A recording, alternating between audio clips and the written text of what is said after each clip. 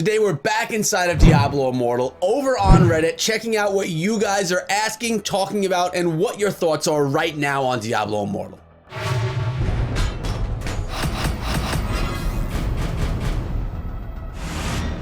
What is up, my friends? My name is Echo, and as you guys know from my Reddit series, we take a look at what goes on and what is said over here on Reddit regarding Diablo Immortal. I give it a review and an answer if I can. Guys, I love Diablo Immortal. I love the future of it.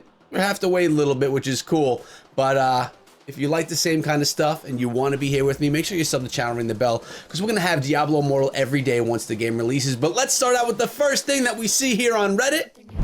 How much are we playing, and how much will a bot help us out? So we have DS on this question, and they're comparing it to Call of Duty Mobile, saying how when you start playing Call of Duty Mobile, you get a lot of bot help. There's a lot of aim assist and things like that. And their concern is we have to run around, we have to deal with attacking, running, using potions, spells, etc. at the same time, thinking that maybe players that are new to the game are going to need some help so that they can control all the different elements of the game at one time. And I have to tell you, from my experience playing the game, I did not feel any bot assistance or help or anything like that. It kind of all just played like a game typically would. I was in control of my walking around, of my attack, of any spells or potions that I was using. It seemed to me that it was all in control of me, not of any type of a mechanic inside of the game, and that's the way that I hope it stays. Again, guys, like any other video that I do here, leave your comments below if you disagree, if you think differently, or if you know differently,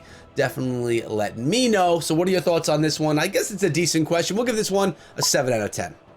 What are the odds is next, and this person right here, we have Noyo66 saying, what are the odds that they just completely scrapped the game from the initial announcement and started it all over again? I guess this person here is waiting a long time for the game, as we all are, and is wondering, why is it taking so long? Did they just completely start all over again? And now, we heard back in the day NetEase saying that the game was complete, but NetEase is only part of the development of this game. Remember, guys, this is a Blizzard game. It's being also developed by Blizzard. NetEase was contracted to do certain elements of the game, not to do the entire game. And that's worth noting that a lot of people aren't talking about. Diablo and Blizzard are still making this game with help of NetEase. So obviously Blizzard didn't feel that the game was ready when NetEase says that it was ready, because their standard is up here. They set the bar extremely high, which is really good. So no, I do not believe, actually I'm pretty sure that they did not completely start the game all over again.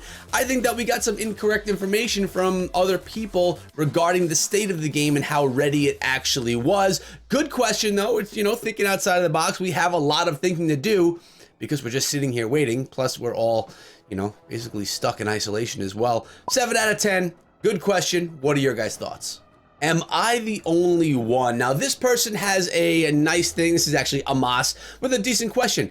Who's expecting a game like Diablo 3 at the beginning, where legendaries were rare and not this play one day and then you're done type of Diablo? I want to be able to play several builds and not only one, because the balance is non-existent. I want to feel something when I get a legendary, not like, yes, 10 more bad things. What about you? What do you guys think about that one? I mean, he's talking about gameplay and how different gear and elements are going to play into, and if they're actually going to be valid, and for how long they're going to be valid inside of the game. Now, something that I do want to see is being to be able to play multiple character classes at one time, not having to completely play through everything before I could start a new character class. I want to be able to have a whole bunch of characters of different classes, just like we could do in Diablo 3. I'd like to see that happening in Diablo Immortal as well. Now, I don't know that what I just mentioned is actually addressing the concern or the question here, so you guys can do that in the comments below if you have any thoughts towards this, or you can head over to Reddit and you could jump on to that post as well, right over there. But what do you guys think? Good question. Again, we're sticking with the 7 out of 10. I haven't had anyone hit it out of the park yet. Looks like we found some gameplay. This is not new gameplay. This is stuff that was recorded maybe 6 months ago. They're linked over on Twitch. Let's take a quick peek at what they have. So here we have some of the Barbarian over on Pinty Panda's Twitch. I'll be linking that down below if you guys want to take a look at it. But we're seeing some Barbarian, and it's actually going to go through the classes before it gets into any of the gameplay. Let's actually fast forward here so we can see some gameplay and watch this Barbarian attacking. Now again, this is from 6 months ago. This is not from 2 years ago BlizzCon. This is from 2019 BlizzCon, and it was really this is exactly what I was able to get my hands on, what I was able to play, and probably what you guys have seen some of. This is really some nice footage though, and this person also shares footage from a couple of other classes as well. And again, this is not in English, which really doesn't matter if you're not really interested in looking at or listening to what the commentator has to say. We kind of want to see what the gameplay looks like, and this is going to give you a good idea. I may actually take this gameplay and do something fun with it. I'm not sure, because it is nice to get some gameplay outside of what we've already seen. Going back to the Reddit post, we got to give it a 10 out of 10 because we're seeing something new, or at least something that you may not have seen already.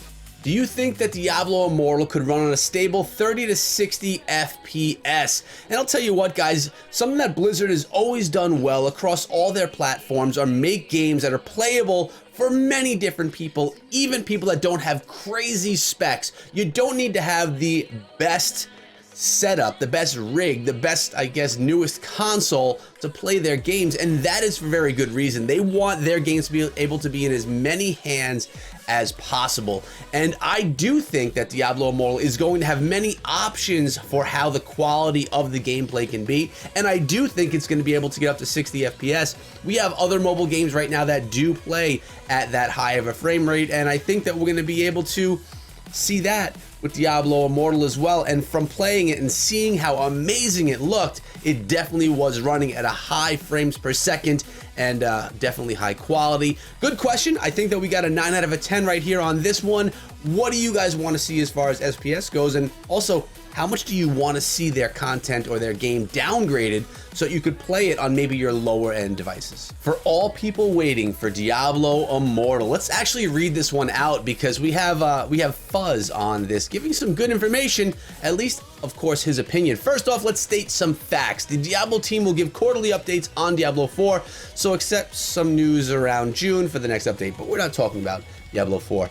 Since June is in summer, the first beta test for Diablo Immortal is scheduled for summer, or at least it was, guys, before the whole coronavirus hit. Chances are high we'll get more information as quarterly updates come around for Diablo Immortal as well.